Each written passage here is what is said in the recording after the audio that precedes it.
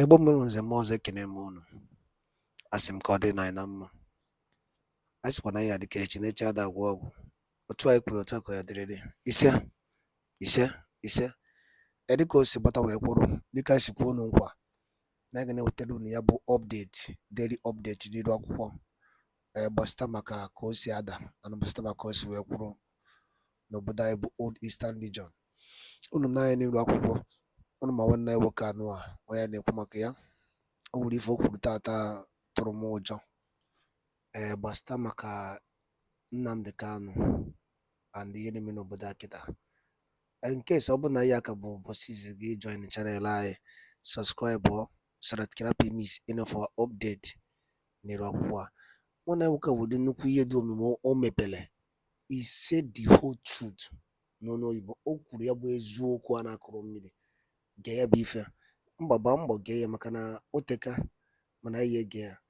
O nwere ife nchọkụ nghọta n'ihe okwu and achọrọ m ka unu dropụrụ m comment unu ka mmakwa ma ife ahụ m fụrụ ka unu fụrụ na ya bụ ife. Alright, over to you. Femi Additional published recently, there is something about IPOB also stated there. In fact, Femi Additional confirmed that Nnamdi Kanu was a real problem for not just for Bokwario, but for everyone around him, to the point that they considered killing him. Let's kill him. They used the military. Somehow that failed. Then they initiated international, sort of a worldwide assassination hunt of Nnamdi Kanu. Then he said, at a point they felt like, let's just kidnap him and keep him. Maybe that would discourage all these young Igbos to continue to demand for Biafra. Baba, they hatched an operation and a plan inside the asshole rock under Bokwari to kill Nnamdi Kanu. And why? I'll tell you.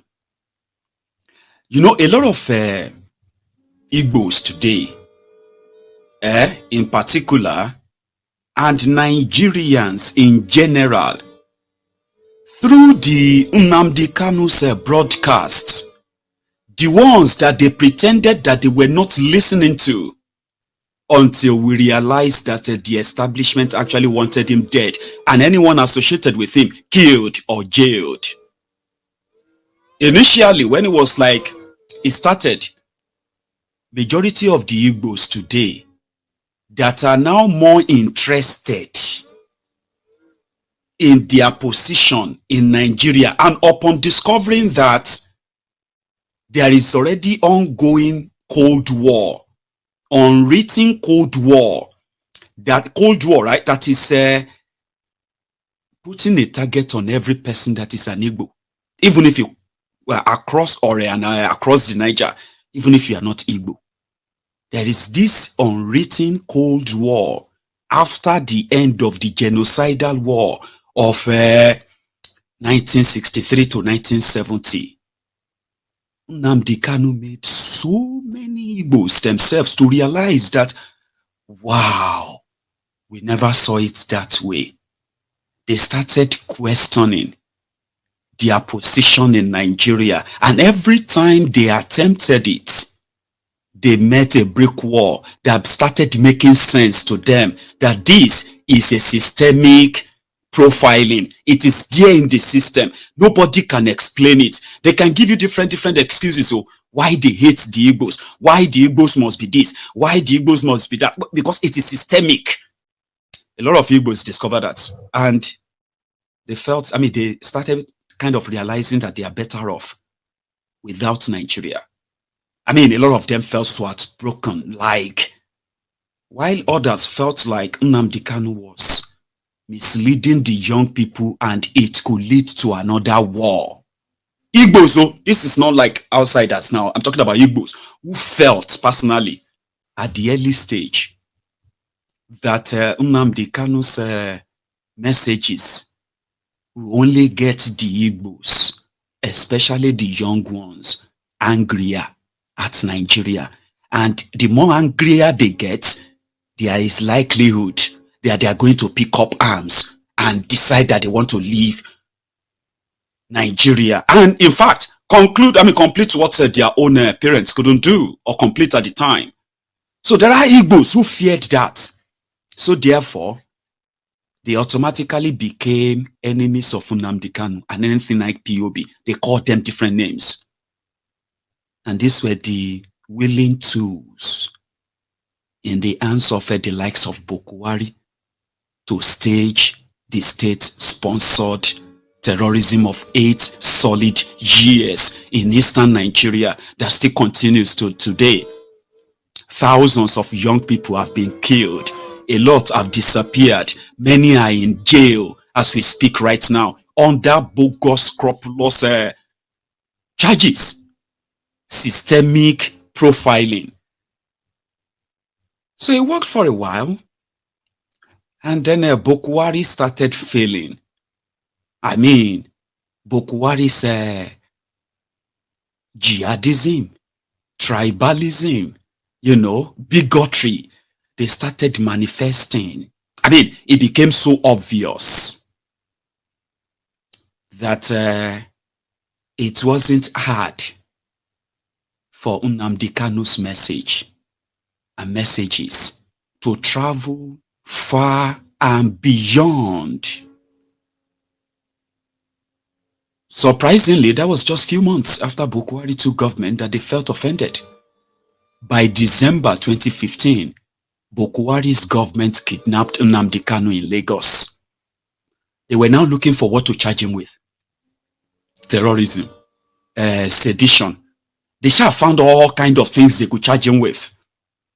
Eventually, none of them could stick.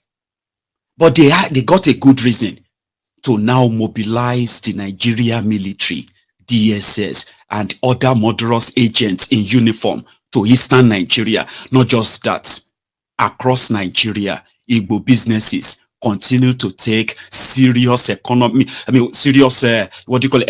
policies, harsh economic policies that continue to destroy and affect their business. This is like systemic.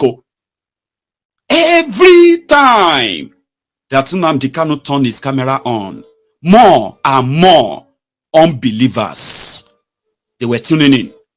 They just wanted to understand Nigeria. And that was how his messages traveled even beyond Igbo land. Beyond. And that was the real threat they didn't tell you.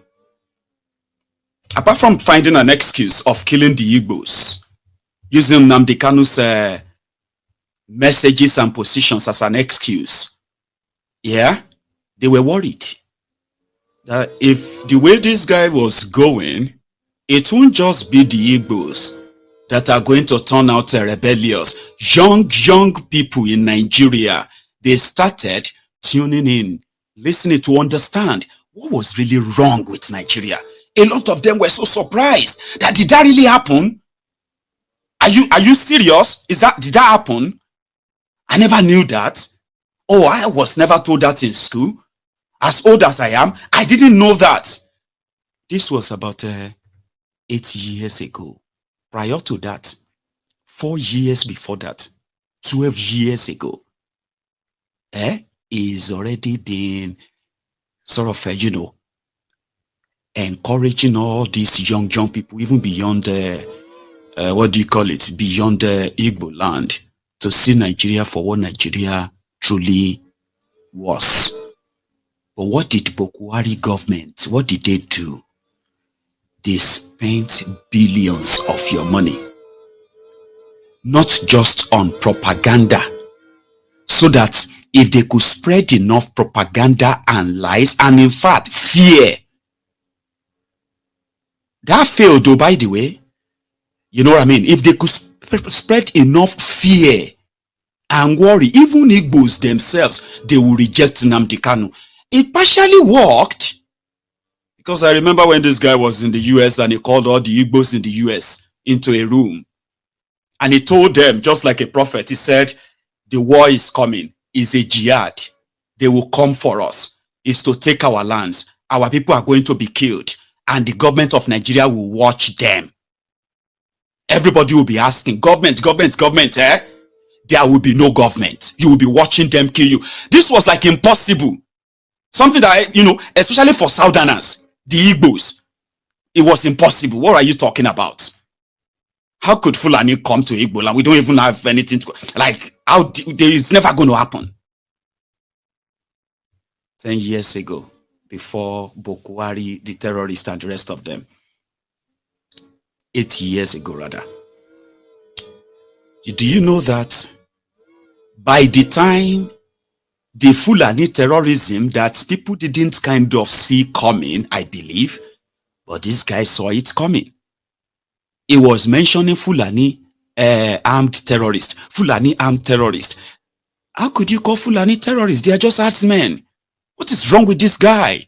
He just want to create enmity between the people and the Fulanis. What is wrong with this Nnamdi Kanu? These guys are just with their cows. They don't make trouble. Omo. The same thing that is giving many of you, the same Fulani terrorists that have now sent thousands to their early graves. The same Fulani terrorists that have kidnapped thousands, collected billions in ransom. 8 years ago, Nnamdi Kanu was like a madman saying something that was totally impossible. He was in America. He said, we need to raise money and mobilize our people so that they will be ready. We need to buy them weapons. They thought he was preparing for war, for asking for a referendum. It worked, though. I'm not saying it didn't work, but I am just kind of telling you how the system, with their own agenda, played a lot of you only for everybody to end up in this state today. Everybody is now asking, how can we need to defend ourselves? People need to defend themselves.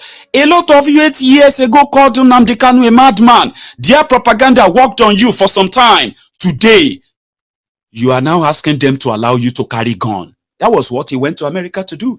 The Igbos in America, at the time, the owned Igbos, majority of them just felt, they said it to his face. Have you thought this through? I mean, our people need peace. We don't want anything that's going to put our people in problem. They nearly blamed him for calling for war.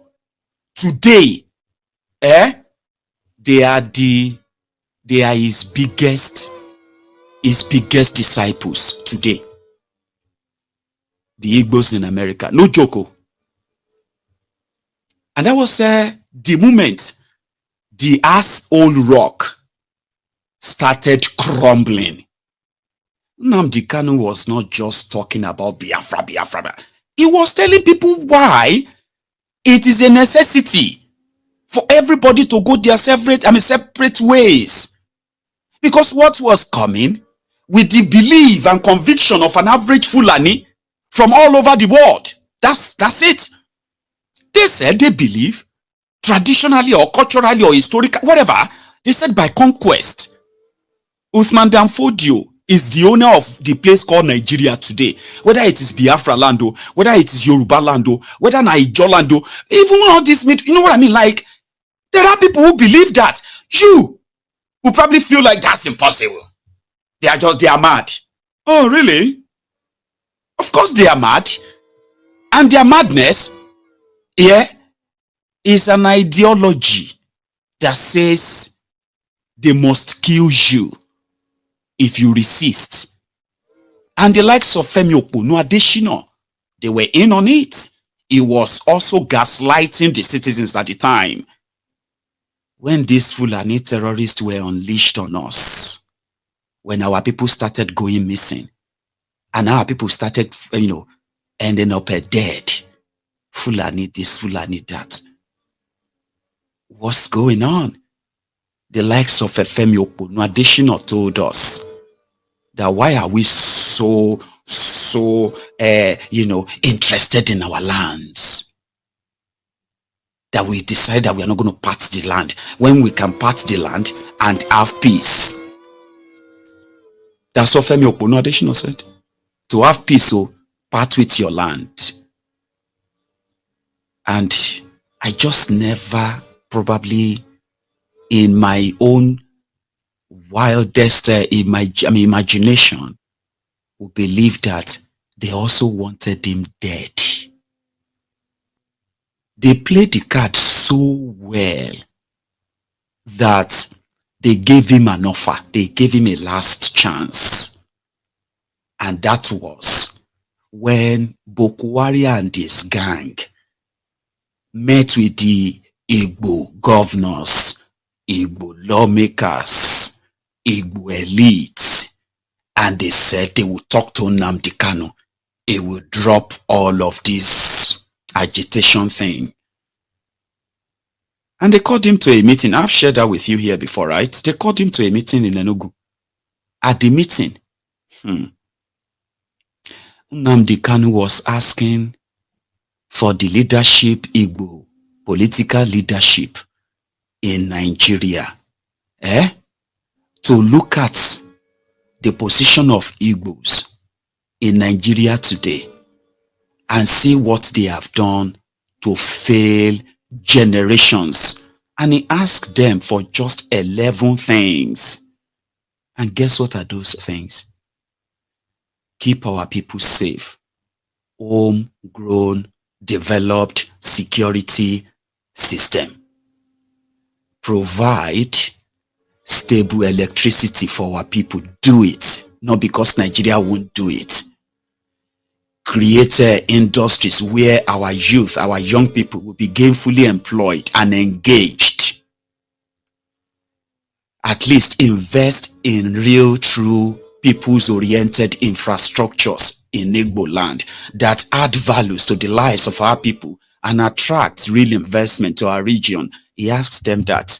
He listed all of the things that he wanted them to do if they indeed wanted them to slow down on the Biafra agitation, including asking all the lawmakers in Eastern Nigeria, all of them, including their governors, House of Assembly members, political elite, and the rest of them, to prevail upon their National Assembly members to make a move and move a motion for a referendum to be part of that trashy Decree 24 you called 1999 Constitution. I think that was the moment they felt like this guy has to be eliminated. Igbo governors, Igbo political leaders, Devulumayi was one of them. They saw the danger. They saw his request. This guy was not asking for money. You don't want oil block. You don't, we could put you on so you know what the kind of deal we did with the Niger Delta militant. We could do that for you in a special way that, you know what I mean, like just walk away. So you don't want all of that. What will make you reduce the call for the immediate breakup of Nigeria and Biafra to go right now is if we do all of these things, right? Yes, if you do all of that. Well, we don't have any plan of doing all of this, so there's no plan. So they reported back to Abuja. And I think that was, like I said, that was the last chance they gave him, because they released him on bail, gave him some stringent conditions that he started violating immediately. It was like, I'm not going to obey all this nonsense. And he didn't. But nevertheless, they offered him something that he didn't take. So, and they didn't have what he wanted. So the next move is to eliminate him. And that was the first assassination attempt on his life. Nnamdi Kanu resurfaced about 2 years later. And this time around, he resurfaced with a banger. The one that finally got under the skins of Boko Haram's handlers.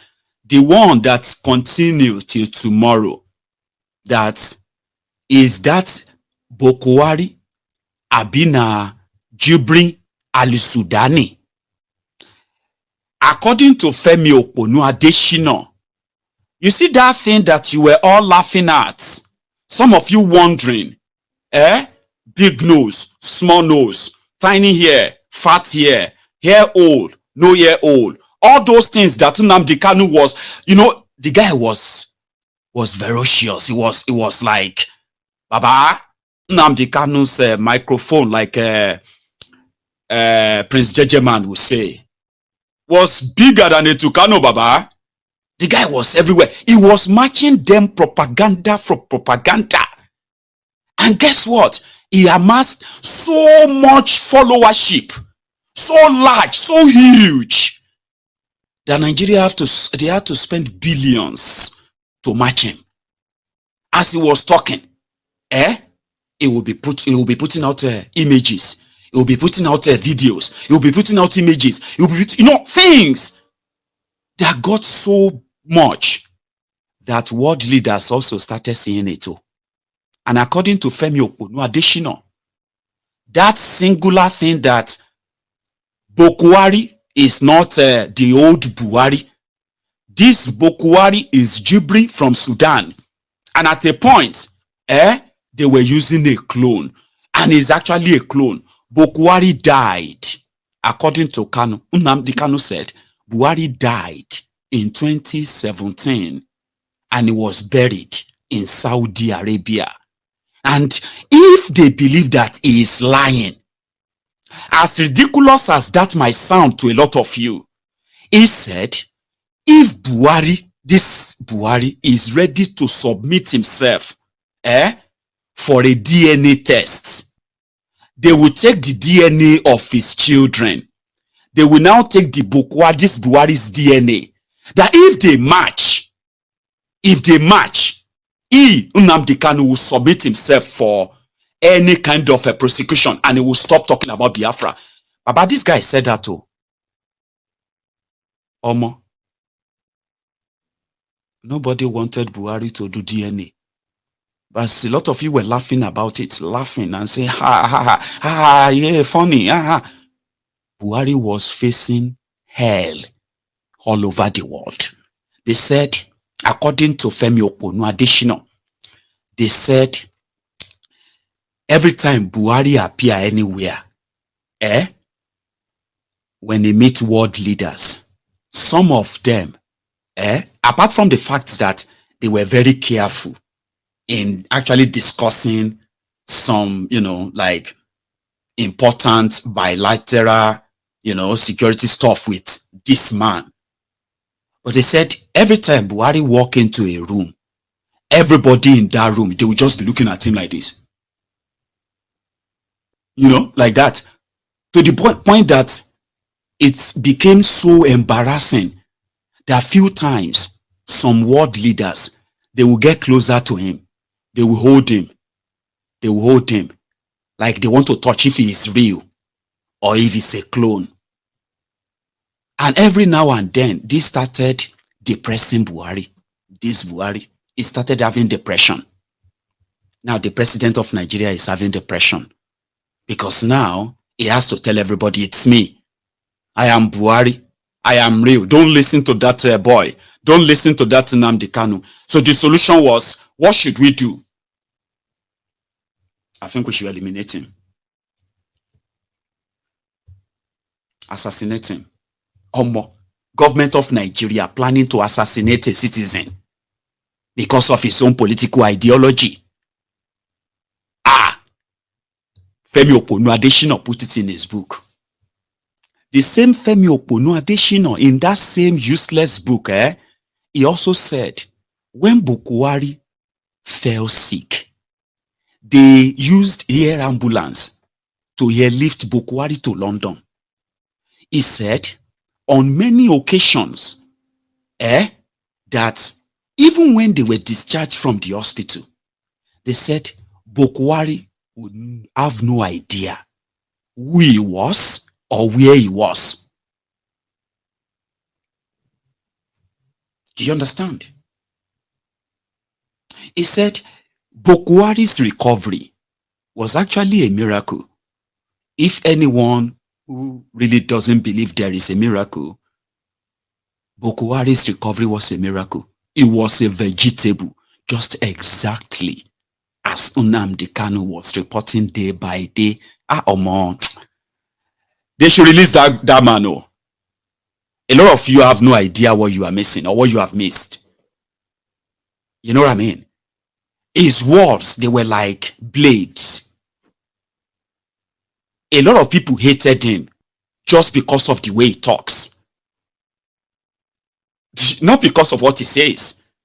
If what he says are true or they are lies, if they are facts or they are not, they are not after that. They just don't like the way he talks. Because when Nnamdi Kanu talks, sometimes you feel like he's talking to you directly, like it's you, go. And you know where he will call you? See you, mumu, idiot, foolish man, foolish you, foolish. You go, they agree, say, yes, I've been very foolish. It was very powerful. His words were powerful. They were like blades in the heart of a lot of people who despised him. Ask them, why do you not like Nnamdi Kanu? I just don't like him just because of the way he was attacking churches. He's attacking Yoruba. He's a bigot. He's always there attacking all the Yorubas. He's always blaming Yorubas or blaming Hausas or blaming No. He was blaming your leaders and those of you who are their enablers. There is no difference today. So if I call your criminal leaders criminals and you jump there and you say, stop insulting our leaders, and I'm like, who are you? You say, why are you insulting the Igbo leaders? Oh, you are one of their supporters and enablers, Abi.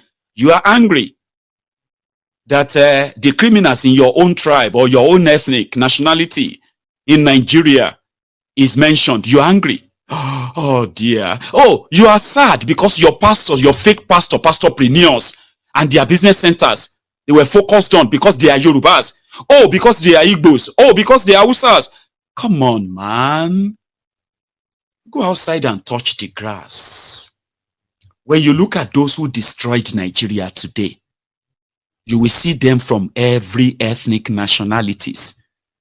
The same way he called out all your criminal leaders. He insulted Tinubu. Abulori Brukuniani. I insult Tinubu all the time. It's not even an insult. It's just stating the facts. Abi? Hopeless Uzodijo is from Igbo land. I talk about him all the time. Probably you laugh. And when I talk about the jihadist terrorist sympathizers from northern Nigeria, I am talking about your leaders. If you begin to defend them, then you are a terrorist. So when I talk about your criminal pastors, Abina Imamu, and all those religious criminals who are manipulating you, brainwashing you, all to kind of control you for the bigger ones, the ones that are the politicians. When I talk about them, why did you not take offense? And say, why is this Yoruba boy always abusing our Igbo leaders? Why did you not take offense? Because back then, it was easier for the rogues and their propagandas to get to you until a lot of you realized that you are all victims. All of us. That was Nnamdi Kanu's message. He is always attacking Yorubas. He is also attacking the Igbos too. Yeah. And he is addressing those of you who are comfortable with the status quo, the comfortable slaves. And he knows it's everywhere. I don't like him. It's going to make people not to like Igbos. No. Just say you don't. And you are part of the people who are working on their own deliverance too. Bokwari was cloned. No, he wasn't cloned. Why would that get you so mad that you have to sit in the seat of power of a country? The supposed giant of Africa. biggest black nation on earth, and all other blah, blah, blah nonsense they have told you. How and why would you saying, if indeed Bokuwari was not cloned, there is nothing being hidden, there is nothing to hide you, why would the people in the seat of power sit together and plot the assassination of a citizen who has a different political ideology to yours? It's because they knew they could do it, and they just came out to confirm all the things you've heard. The state-sponsored killings, the politically sponsored unknown gunmen, the kidnapping of Nnamdi Kanu was not because he did anything wrong. It was because he said something that made them so uncomfortable that they would have killed him. But they decided to kidnap him and keep him as a trophy. In the process, violating the international laws. That Nigeria is a signatory to those treaties. They violated those. They didn't care. Then they went back to their country and they rubbished their judicial system. Rubbished everything. All because of one man, Jubri Ali-Sudani. And there is offer on the table. If I am lying, please, I am ready to face the consequences of my lie. Ask that man to come for a DNA test, if indeed he is the Bokuwari. They never did that. And in fact, when they were charging him, after kidnapping him, they removed that part completely. It was nothing like he called Nigeria president clone. He called Nigeria this, that. There was no charges against Nnamdi Kanu concerning the cloned Bokuwari, because they said if they had included that in their charges against Nnamdi Kanu, that would have defeated the whole nonsense they put together, because his lawyers were going to ask that how would these people know that this Buhari is the Buhari, except the fact that everybody says it is Buhari. How can we know he is the Buhari? How can you convict somebody, say he lied, he defamed somebody, when you cannot confirm this is the person? Now let us do a DNA. Just tell Bokuwari to open his mouth. 3 times. The result will be ready in few hours. That's all. Nnamdi Kanu said, I will submit myself for any sort of a prosecution. Okay? And I will opt out completely from the Biafra agitation. They didn't charge him for that. Nnamdi Kanu got into their skins. Aisha Bokuwari, the Ashishe Bokuwari, was said to be so mad. She was mad and raving the day that Nnamdi Kanu said Aisha Bokuwari is committing a sin, haram, sleeping with somebody that is not her husband. They said that in enter Aisha so much. You remember that Aisha relocated finally from Aso Rock. Even though they said they no longer sleep in the same room, they no longer sleep together the moment Bokuwari came back from that London, looking like a missing, deranged, demented old hag like that. I don't know if you remember that, right? Since then, Aisha never kind of sleep in the same room with him anymore. At a point, Aisha was almost killed inside the Aso Rock. Well, they shot guns because she won't obey the COVID quarantine rules inside the Aso Rock, which means at the time she even came out to say, where are the men in Nigeria? Where just few men, Maman Daura and few others are ruling Nigeria because Bokuwari probably is no longer present. I remember that time. All of this, every time Nnamdi Kanu release something, a day or 2 or 3 later, alarm go blow inside the Aso Rock. Wahala go shele. You go begin to see them walking over time. They now decided, I'm gonna kill this guy. Anywhere where you see him. Imagine sending an assassin after you, going after you all over the world. looking for a time and a perfect place where they can kill you. That was exactly what the life of Nnamdi Kanu was, that a lot of us didn't know until this Femi Oponu Adesina book, where they confessed to plotting to kill a citizen because the president was uncomfortable and he was depressed. Yeah, that happened. That's what Femi Oponu Adesina said.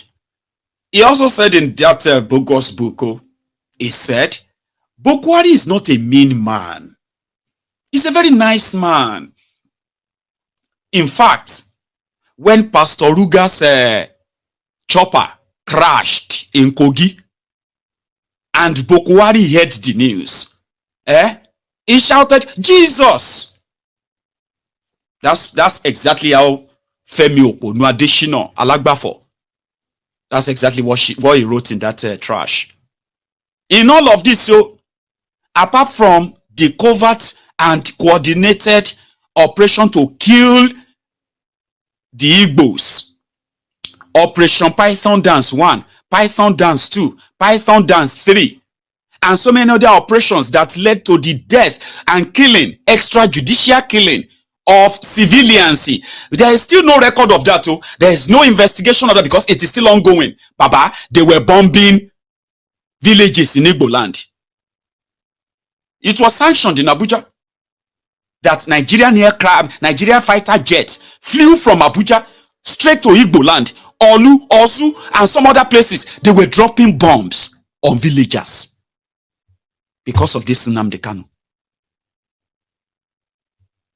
On villagers. So I didn't know that the horrible jihadist was also a very nice man, because when Pastor Ruga is deputy, is a special advisor on condolences visit, burial arrangement, as well as trader money and market money. Pastor Ruga Ikene Shatabandu, the Agboworin Baba Oja, Oshunbade, they said when his shopper crashed in Kogi, where he was there to share money, the shopper crashed, and when Bokwari heard the news, according to Femi Oponu Adesina, he screamed, Jesus! That makes him a very nice person. Man, he said a lot of things though, but this particular one and particular confession, you remember when I told you that Tifnubu should not inherit Bokwari's enemies. Now Bokwari gets depression, can't decide to go and kidnap Nnamdi Kanu. He did not kidnap Nnamdi Kanu because Nnamdi Kanu committed any crime. No. He kidnapped him because Nnamdi Kanu told the world something that the world should never know. And he deserved to die. But to favor him, let's just kidnap him and keep him away. Tell your children that. And whatever your position has been, I am not trying to change your position. Ndị be anyị daalụ niile n'okunu si wee na-esola anyị na-eme n'elu akwụkwọ na Eastern News 24. Unu anụgonu ka ya bụ ife si wee gbata wee kwụrụ, asị anyị nụrụ si megide ya kọrọ nwanne ya. Unu fụ na Biafran Prime Minister kọwara ihe niile dịka o si wee dị, dịka ige ya bụ ife a, ama m na igere ya, gịnị ka ị nwere ike ikwu gbasịta maka ihe ndị a niile ọ rụtagasị aka dị iche iche n'elu akwụkwọ, gbasịta maka some questions a na-ajụ ya, and gbasịta maka ka o si wee zakwa na ya, kọwasịara ndị mmadụ na Maazị Nnamdi Kanu ka bụ leader of indigenous people of Biafra. So ka ife nwere ike ikwu gbasịta maka ya bụ ife, dropara ya on the comment section below. Ọzọ dịka ibe ya bụ cheta na ya bụ Eastern News 24 ka emesi